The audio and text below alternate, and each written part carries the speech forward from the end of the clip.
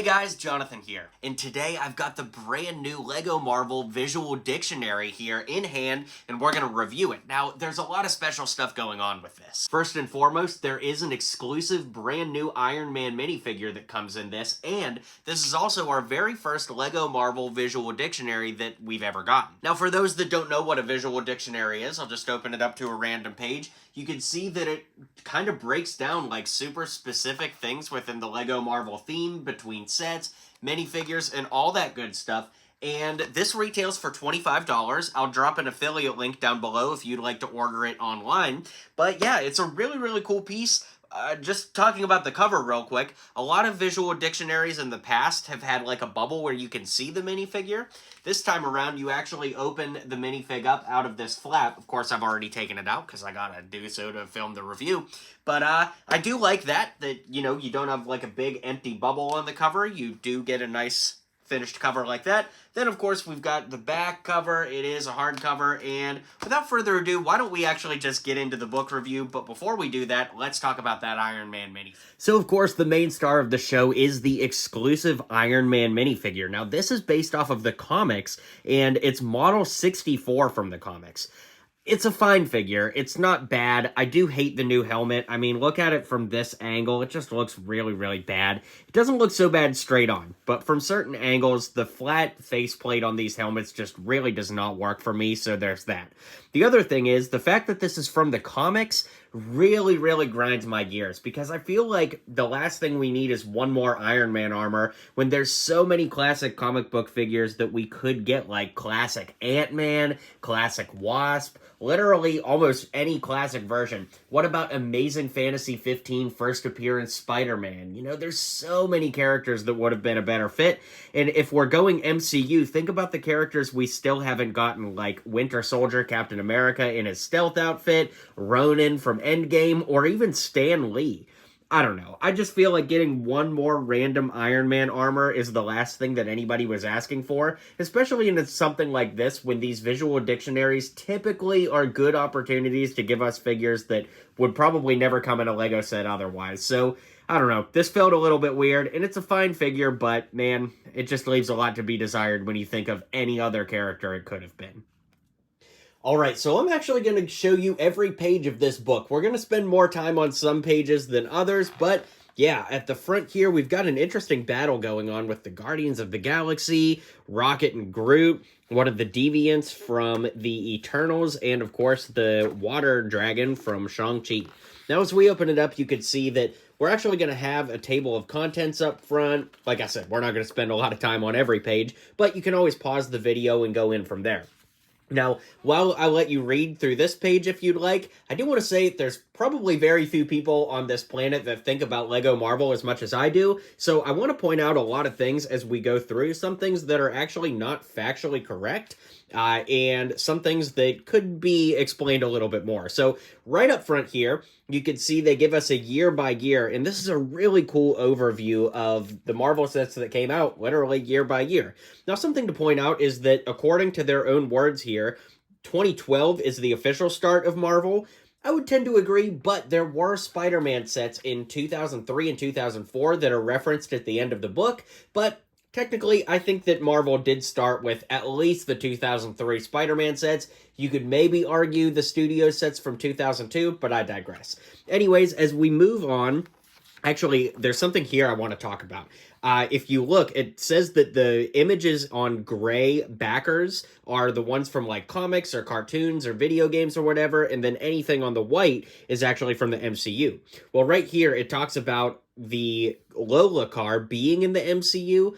Technically, that's in Agents of S.H.I.E.L.D. In these days, that's debatable if that's actually in the MCU, so I do think that that's kind of worth pointing out. Now, on this page as well, it does talk about the X-Men Phoenix figure here being the first Comic-Con exclusive. It does not mention Spider-Man that also came out that year, but he is mentioned later in the book. So, anyways, another thing to talk about is just some strange wording here. In the 2015, it says the Helicarrier launches as the biggest ever LEGO Marvel set. Well, technically, we know that's not true because on the next page, we're introduced to several sets that are bigger than that. The Daily Bugle is bigger than the helicarrier, and the Hulkbuster is too. Now, the wording here does kind of help break that up just a little bit, but I don't know. It's just a little odd to me. So another thing to point out is in 2023 right here, we do have some sets, and of course this video is being recorded in October of 2023, but it's not super up to date. So there are a few sets from later in 2023 from LEGO Marvel that don't make the cut in this book, and you'll see that as we go along. Chapter 1 is dedicated to Spider-Man, and something that just kind of made me laugh is look how low res this image of Spider-Man is compared to like Hobgoblin and everything else. He's just kind of like grainy. It's just kind of funny they couldn't find a better, higher res image of Spider-Man there. But as we get in, this is a pretty good lay of the land of what we're going to be dealing with here. You know, again, like I said, you could pause the video at any point to read these pages. As we go here, I did think it was cool that they actually mention Ned building the Lego set in Spider-Man Homecoming, and of course that's when he finds out. So I think it was cool that they mentioned that movie detail here. Definitely like that a lot.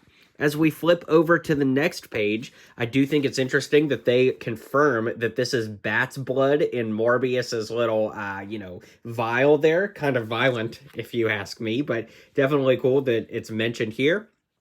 Go ahead and flip the page over to here where we talk about the Web Warriors. For Scarlet Spider right here, there's a factual error. It says his hoodie-wearing minifigure is not a clone. However, he has the same headpiece. Well, this headpiece is only used on the Spider-Girl from the same set. It's never used on Spider-Man, except for Scarlet Spider, so that's technically a factual error. That being said, we'll go ahead and flip to the next page here in just a moment. So here we go.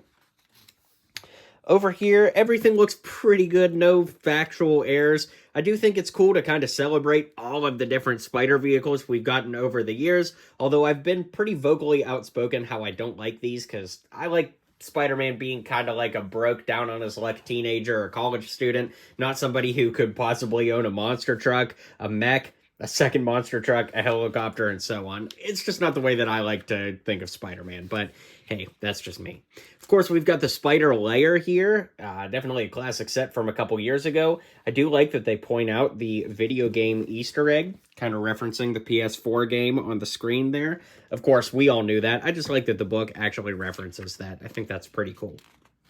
So as we flip over here, we've got the Daily Bugle, and they make you tilt the book because the set is so tall. Something I do want to point out is that it calls Firestar a mutant hero, not an X-Men. I recently did an Every X-Men Ever Lego video, and I definitely felt a little bad that I didn't include Firestar, but this book technically doesn't even count her as an X-Men, so that's got to be worth something. So there we go. Like I said, you can pause this if you want to read anything here. We'll go ahead and twist the book back. An interesting detail here is it says the living mech can see out of the eye on its chest. When I built this set, I did not think for a split second that Green Goblin's mech was sentient, but apparently it is, so the more you know. Another thing to point out on this page is technically there's a grammatical error. Celebrated scientist and businessman Norman Osborn has a secret identity. No, the Green Goblin has a secret identity that's Norman Osborn. It's the other way around. It's just kind of a weird factual grammatical error. I don't know. I just think it's worth pointing out. Whatever. As we twist the page here, you can see we get Dr. Octopus on this page. It's pretty cool to see the evolution of Doc Ock over the years. As mentioned, though, some of the later sets from 2023 are not here, so of course this doesn't include the No Way Home Doc Ock, probably for the best since he was the wrong color. Here we've got Venom, also cool. Man, it's so cool to look back and see, like, the dinosaur, all the big mechs. Where I don't like Spider-Man having vehicles and mechs, it's totally fine for Venom, in my opinion, because it makes sense with the symbiote being able to, like, grow and enlarge and stuff. I'm actually okay with it. Over here, we've got Vulture. Pretty interesting. I guess I never really realized how many different Vulture variants they are. We have 2 MCU versions and 2 comic book versions, and I think that's pretty cool. Of course, we get Shocker here as well, and that's great. Great, like I said. Mysterio, my favorite Spider-Man villain of all time, gets a lot of love in this section of the book. Of course, I love that they put the green mist there and everything, and just definitely good to visit back with old Quentin Beck. So we twist the page here. We've got Sandman and Carnage. Again, I'll remind you, if you want to pause the video and read any of this, you're more than welcome to do that. Over here, we do have something interesting. If we read the Doctor Doom's Jet section here, it talks about Latveria and Fantastic Four. If you don't count the video games, this is technically the first time that the Fantastic Four has ever been officially acknowledged in the Lego Marvel theme in this book. Again, that's if you don't count the video games. Some people do, some people don't. I don't know. Anyways, definitely cool there. I like that a lot. Interestingly, over here, we do get our mention of Rhino, but it doesn't talk about the 4+ Rhino minifig that actually is like a minifig version of the character instead of just the mech that's referenced here. I don't know, I feel like even though those 4+ sets are kind of janky to us adult collectors, it is pretty cool and worth mentioning, if you ask me, but I digress. As we flip the page over, you can see we do get a lot of references here to some of Spider-Man's friends. The first thing that made me laugh is if you look at Nova here, look how bad they clipped the art. Like, those studs aren't fully present. I just think that's really funny. Anyways, the thing on this page that shocked me the most is the literal mention of hell in the Ghost Rider description here. I think that that's pretty interesting. It's also our first official reference to Mephisto in a Marvel publication for Lego outside of the video games. But yeah, the literal capital hell cycle is pretty wild. Even the word hellfire, I don't know. It's just kind of funny to me. Not that like hell is some like, ooh, taboo thing. It's just, this is a children's book and it's literally referencing hell. Kind of funny. Anyways, we twist the page here and we get into chapter 2, which of course is all about the Avengers. So that's pretty cool. As we twist the page here, that brings us to Iron Man. Now, look, if we were to look at every single Lego Iron Man armor that there was ever going to be, this book could literally almost be about just those. But I do think we get a nice sampling here of Iron Man armors from over the years. I do think it's interesting that only this one, and this one reference the old Iron Man helmet style. Okay, actually this one does too. All the other ones kind of focus on the new Iron Man helmet style, so that works out pretty well for me. So we'll go ahead and flip the page here. Got some Tony Stark tech with like Igor and the Hulkbusters. It doesn't reference the first ever Hulkbuster, interestingly. It's just the Infinity Saga one and the Infinity War one. It also does not reference the 4+ one that came out this year, because again, that's a little too close to publication to have been included. As we turn the page, we see the 2020 Avengers Tower. So let me move the camera up here. So if you're in the pause gang and you want to pause to read the top there, you certainly can do that. Then I'll zoom back out so you can read the bottom page here. Nothing too interesting here that wasn't obvious from the set itself. Then we get into Captain America. I do have to laugh. Again, we've got kind of like a low-res image of Captain America here. You can see that it's just a little bit grainy. And again, when you're talking about a book publication, just kind of makes me laugh when they have every image that could possibly be at their disposal, and then they use something grainy like that. It's just something funny to kind of laugh about. Anyways, nice little celebration of the Star-Spangled Man with the plan here. On this page, we see some of the Avengers villains, like Hydra, AIM, all that good stuff. Nothing too crazy, but yeah. It's kind of cool to see the AIM connection between the MCU Aldrich Killian and then the video game AIM soldiers. I did think that that was kind of neat. Over here, we've got Thor. Luckily, pretty factually accurate here for the Mighty Avenger. Everything looks pretty good to me. And definitely a lot of cool fun facts that you can read through on these pages. That brings us to Asgard in general, which gives us, of course, Loki, Hela, Valkyrie. Interesting that they left out a lot of different Loki variants, no pun intended, from over the years, because we've gotten a lot of different Lokis, and this is basically the only one that's featured in the book at large scale like this. I mean, we got the comic book one from the 4+ set, the Thor Ragnarok Loki, which that set does show up a little later in the book, but I digress. Anyways, the Black Panther page is very cool. I thought it was kind of interesting that they show the same minifig twice with Shuri as well as Black Panther here. And they don't really talk about the fact that his vibranium glows blue. That was based off of concept art back at the time, and of course they corrected it over the years to the purple vibranium charge that we see in the movie, but kind of interesting that. Go ahead and turn the page here. Got a bunch of Wakanda stuff going on here. Again, nothing too crazy, but if you want to pause and read it, you can certainly do that. Here we've got Doctor Strange. all this good awesomeness here. Not too much to say. Interestingly, they don't mention any of the first versions of Doctor Strange. Basically, any version that doesn't include the rubber cape. So we did have a lot of different Doctor Stranges before this one. Just kind of interesting that they don't get a feature on this page or talking about like the first Doctor Strange Sanctum Sanctorum set. But they do talk about the big one, of course, and there's a lot of cool stuff you can read here. Gotta love that. One thing I did notice was technically wrong is it says Seeking Strange, superheroes know where to find Doctor Strange, excuse me, and Peter Parker comes to ask Strange if he can go back in time to prevent Mysterio from revealing Peter's Spider-Man identity. Well, this set very clearly is based off of Multiverse of Madness, and the Spider-Man that's included here is the one from Infinity War, not from Spider-Man No Way Home, so that reference doesn't tie in with the minifig that we got there. So, again, just some random little factual errors that are not so great throughout here. I do think it's kind of funny. Being a LEGO Marvel historian, if you will, this is technically the only official image of Red Guardian that we've ever gotten, and he's at this weird angle where you can barely see the figure. Now, of course, like, we did get an official figure, but I'm talking about, like, the digital render art that they're using for so many of the figures in this book. It's just kind of interesting that there's not a better image out there to use for Alexi. Then we're going to go ahead and flip it, and we get to the Hulk. Like I said, we do see that alternate version of Loki over here. And it's pretty cool to see this celebration of the Hulk. Now, there's a couple things going on here that I want to point out. Over here, for Brick Facts, they literally reference Toys R Us, which is kind of interesting. And then you just got to laugh at how goofy this Endgame helicopter set was. It's like, who wanted this set? Hulk looks so goofy, like, lying inside the helicopter.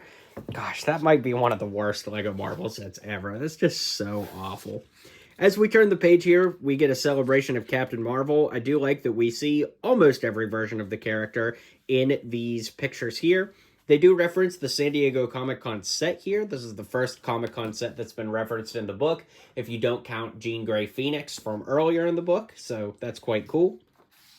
As we turn here, we get Hawkeye.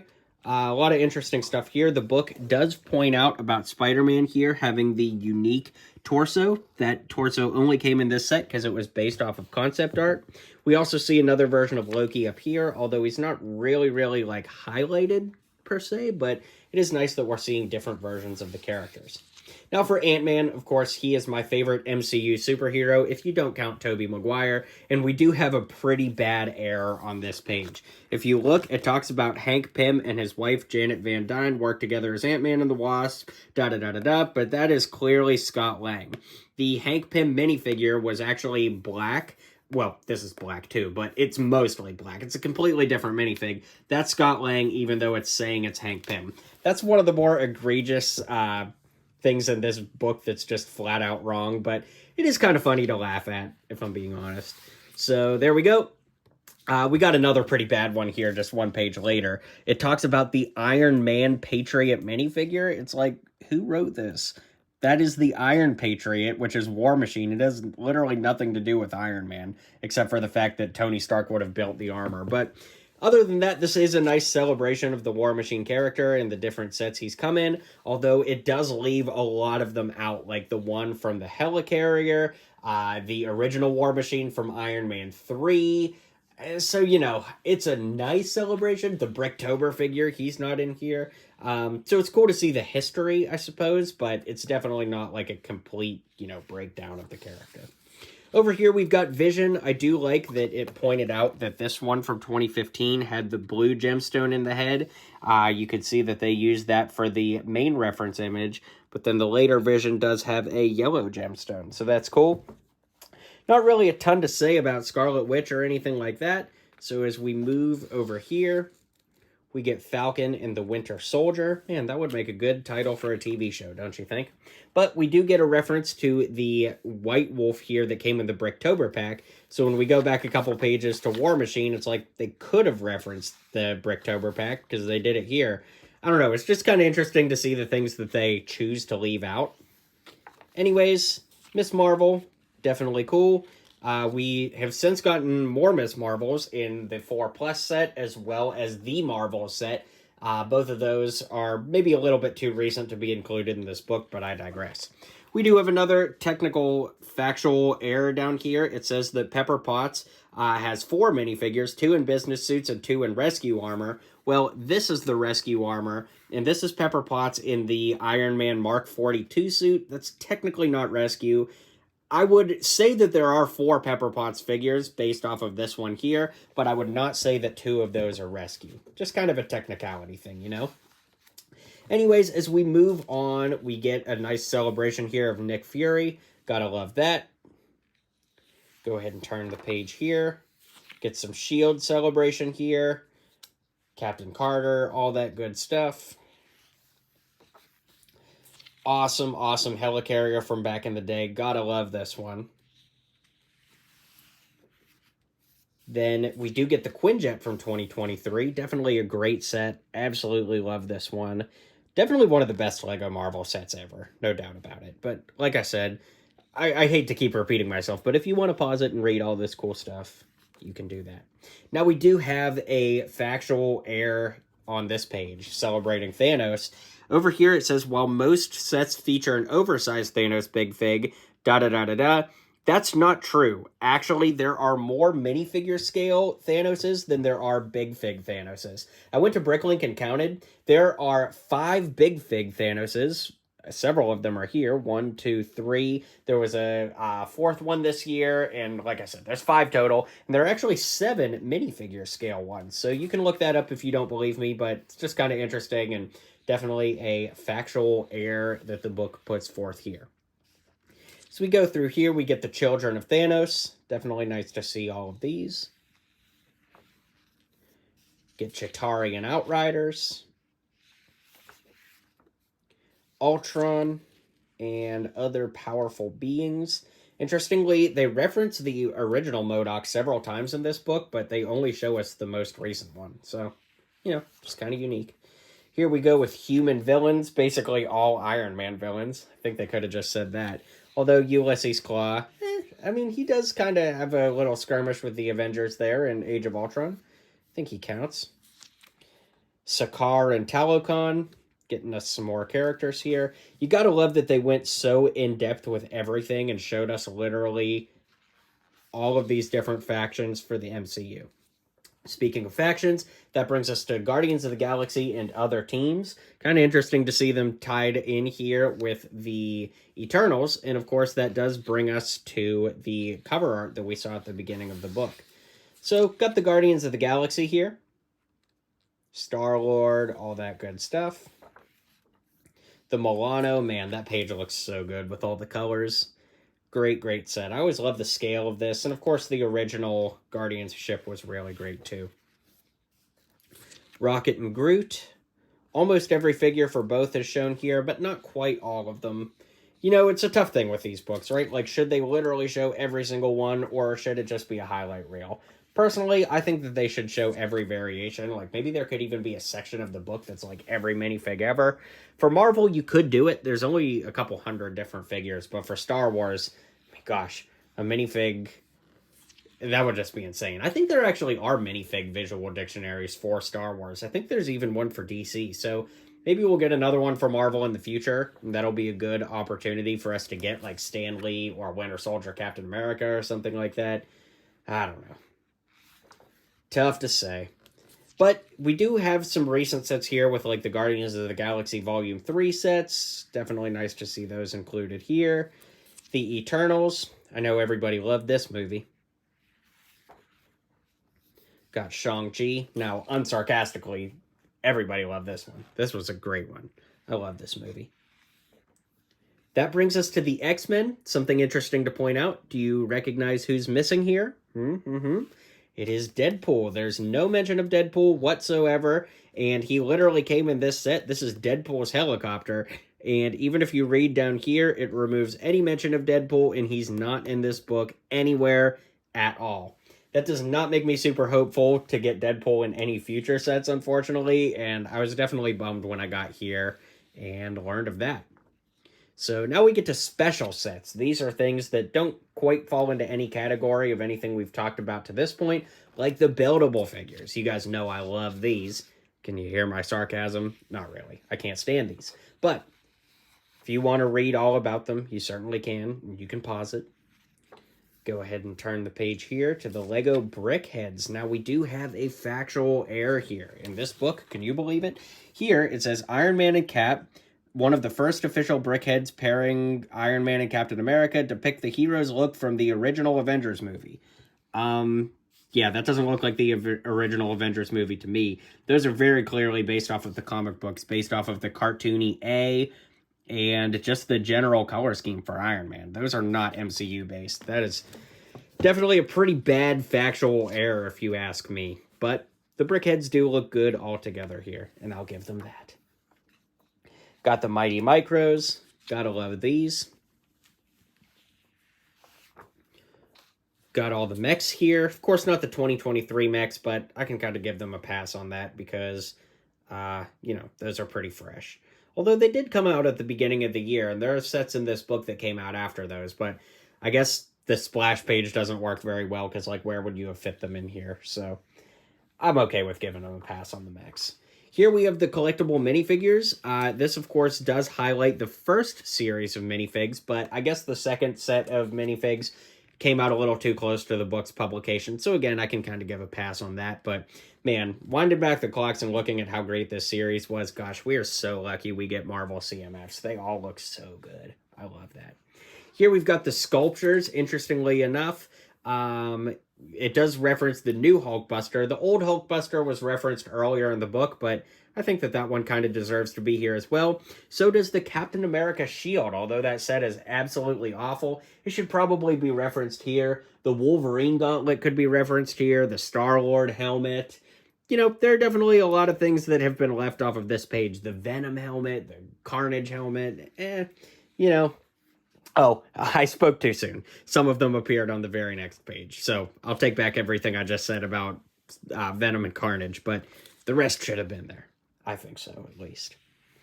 Go ahead and turn the page here. Now we get into the stuff that I really, really like. And because I really like this stuff, I can point out a factual error on this page. At least from what my research indicates, it is a factual error. These are all the Comic-Con exclusives and things like that. And the very first ones were these Toy Fair, Captain America, and Iron Man minifigs. And the last sentence says, some of these sets were also given away as prizes for a promotion for the Lego Superheroes Movie Maker app. Well, from my research, the only giveaways that were ever held through that app were actually only for DC figures. If anybody has any information on these being given away through that app, I would love to learn that. But again, all my research points to those giveaways being for DC figures only. So, kind of interesting there. So, a really big reveal in this book is when we look here at the brick sketches. I'll let you pause here if you want to read this page. But for the brick sketches, for Miles Morales, it literally says, Portraits of Miles Morales for Marvel Studios movie Into the Spider-Verse. Well, there's a lot wrong with that, because Into the Spider-Verse is not a Marvel Studios movie, and this is not an Into the Spider-Verse set, so that is just, blatantly wrong. You can't even make an argument for how that could possibly be right. That's just absolutely wrong. So, yeah, I don't know. I don't know. I have so much conflicting thoughts when it comes to typos in these books. If they would consult me and Ash and Flash to do a read through of this book, we could just tighten this up and help them clean it, but it is what it is. Anyways, Spidey and his amazing friends, of course, the original 2003-2004 Spidey sets. Gotta love that. So weird that they put shirtless Norman Osborn there, but not a close-up of the Toby minifig or Doc Ock or even Green Gauntlet. Just very, very weird. Even the Jewel Thief. Why does he need his own little section there? It should be Spider-Man. Who cares about the Jewel Thief? But something really cool here. Like I said, this is the last time I'll say it. If you want to pause and read this stuff, you can. But it was very cool to look behind the scenes and see these interviews with the designers of the Lego Marvel sets. I absolutely love that. It's really, really cool to see the development of the Sanctum and just to see all these designer notes from the people that make our favorite sets. Well, I assume if you've waited till this point in this almost half-hour-long video that you have actually been a pretty big Marvel fan. And I appreciate you hanging out with me for this long, because this is a long video. But I love seeing these design notes. It's very, very cool. And then that brings us to the end of the book. So that's all there is to say. And I'm glad you guys hung out with me. So let's wrap this review up and call it a day. Alright guys, well this book definitely has some factual errors and has some quirks that I pointed out along the way, but overall, for 25 bucks to get a brand new Iron Man minifig and everything else, it's kind of hard to argue with. I really wish that Iron Man minifig was literally anything else, but for what it is, it's not too bad, and for 25 bucks, it's like, really, are we going to sit here and complain, or are we going to enjoy this awesome LEGO Marvel book? So, let me know what you think of this. I hope you enjoyed the book review. Let me know what you want to see next here on the channel, and I'll see you on the next video.